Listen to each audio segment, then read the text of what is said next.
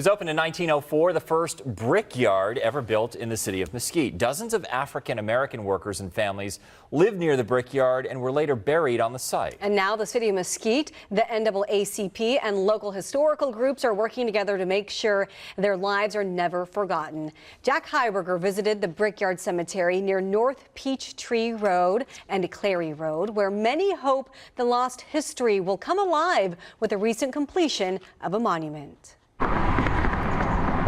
Behind a busy road, tucked between railroad tracks and a creek, a piece of Mesquite history is all too easy to miss. From anybody just driving by, they would think it's a vacant lot and not realize the treasure that's buried beneath it. Broken bricks and mounds of debris offer some clues.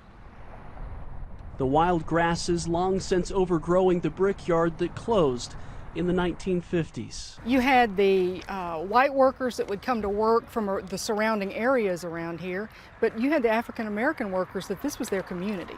And for decades, the story was all but lost. A small community once home to dozens of African American families who worked, lived, and in some cases died on these 28 acres. And the beautiful thing about that cemetery is that those people took a chance on Mesquite.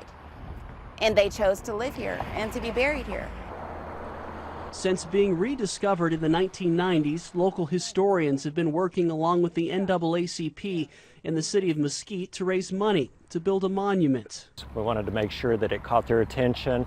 They could see that something was going on. Last month, the monument was finally installed. Artifacts discovered in the field placed inside. Written on the outside are the names of 42 of the roughly 80 people whose stories were nearly lost, but now are ready to be heard again. I hope that people look at it and see a community that came together. I hope they look at the names and whisper them and say, thank God you lived. Jack Heiberger, NBC 5.